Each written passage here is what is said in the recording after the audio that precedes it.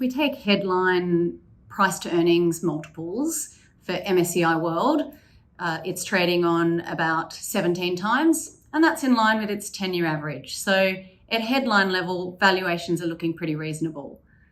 Now, within that, you've got markets like the UK, Japan, sectors like energy, trading on 10 times earnings, and that's a 20% discount to its 10-year average. And on the flip side, the tech sector or the NASDAQ index trading on 25 times earnings, and that's a 20% premium to its long run average. Even within tech, you've got a lot of these non-profitable concept type stocks that are trading on pretty ritzy price to sales multiples, and as a result, we've avoided those. And whilst they've fallen 50 to 80% over the past year, we'd probably still avoid them, because when you combine a lack of earnings with an uncertain outlook, it's really difficult to find a floor for those stocks.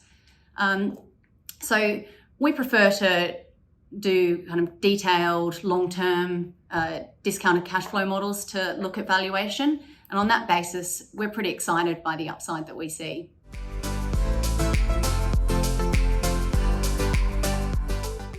Inflation and rising interest rates are certainly topical. So in the US, you've got inflation running at about 8%.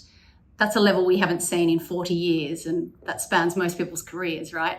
As a result, we've just seen the Federal Reserve raise its benchmark interest rates by 25 basis points last month, and short-term interest rate expectations have risen dramatically over the recent time period. So I think a year ago you had short-term interest rates at about less than 50 basis points, and today they're at 2 to 2.5%.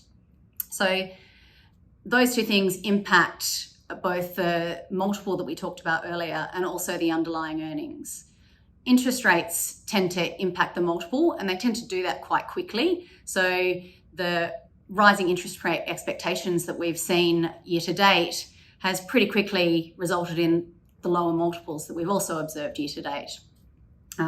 So we're kind of more focused on inflation, and here it takes a little bit longer to play out, and it's a bit more varied by stock. So we're trying to make sure that we have those stocks that really do have an ability to pass on inflation and are not going to be negatively impacted there.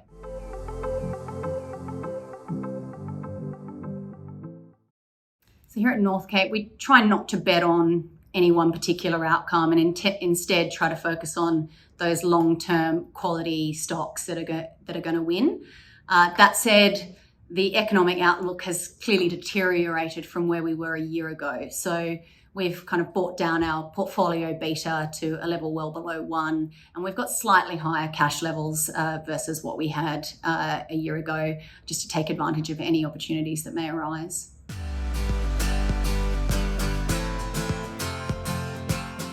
And we're pretty excited about a number of stocks on our approved list, but two that I think seeing really accelerating earnings profiles and attractive valuations would be Intertek and United Rentals.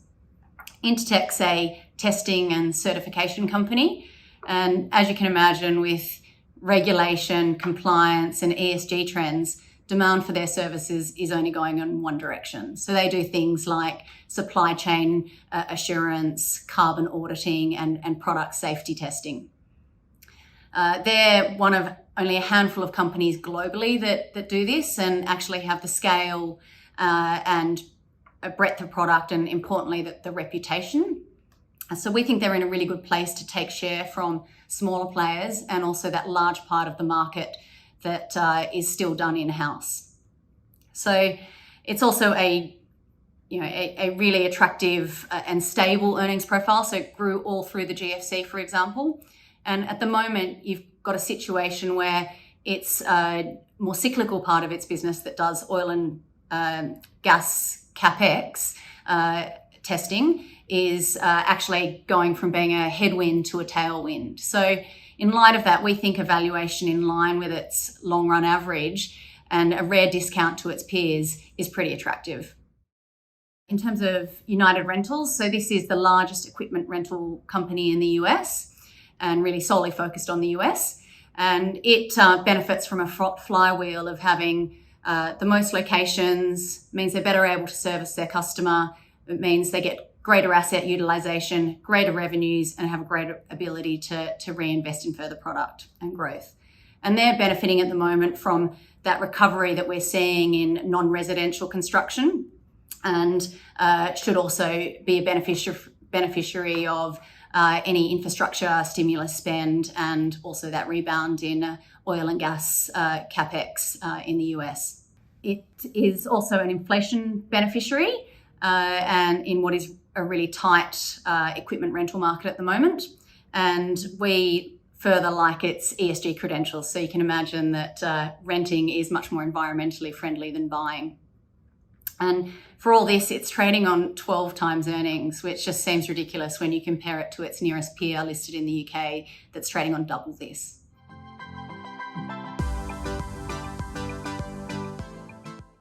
So Northcape have a really consistent underlying investment philosophy and process to how we invest in stocks. So we're really sifting through the thousands of companies globally to try and find that select group of high quality businesses with, good structural growth, good levels of profitability, low operational and balance sheet risk, and good ESG credentials. And then we're looking to combine them in a concentrated but diversified portfolio that we think will give you above market average returns at lower than market levels of risk. I think importantly, Northcape themselves see ourselves as a bit like that portfolio, i.e. we're a select group of highly experienced investment professionals really focused on doing just that, working in a collaborative environment where you get maximum diversity of thought and minimum key person risk.